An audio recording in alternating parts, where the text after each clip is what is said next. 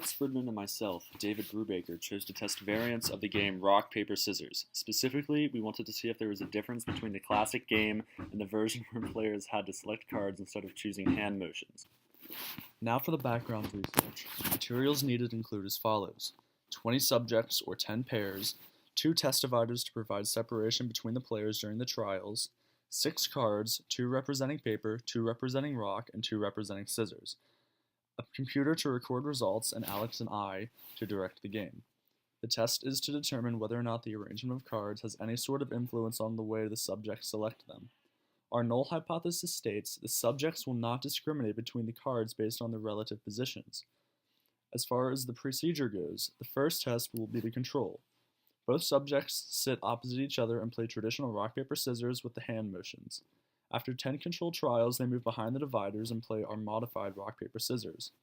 Both subjects sit opposite each other behind the dividers, only allowed to see each other's faces.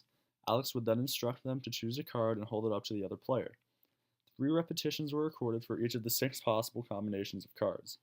After researching rock, paper, scissors, Alex and I happened upon the idea of a Nash equilibrium. The idea of the Nash equilibrium is that the unpredictability of the randomly choosing player would throw off the strategizing of the second player.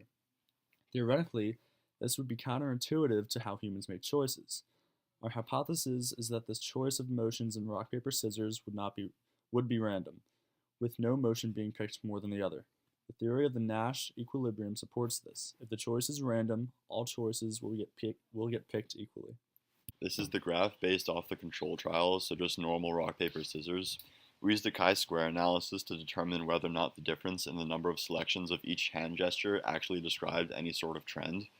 According to the chi-square results, the difference between the number of times each hand motion was picked was not significant. This is to be expected. In normal rock, paper, scissors, there's usually an equal distribution of selections between the 3 choices. This is the graph comparing hand gesture choice during experimental trials, so having dividers separate contestants and having them pick between cards. Once again, a chi-square analysis proved the results to be not significant.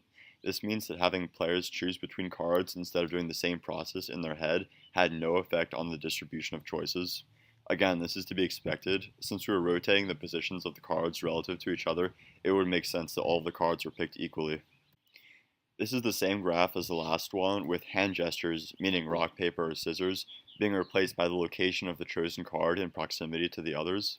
Choice distribution was close to unbiased, no matter which card was in which position, therefore proving our hypothesis, which was that there would be no bias in the selection of the cards, to be correct. Another error was that we may have mixed up the placement of the cards at one point or another in the testing process. And our last error was that despite having a barrier between the contestants during experimental trials, contestants could have looked into each other's eyes and figured out what choice their opponent was about to make.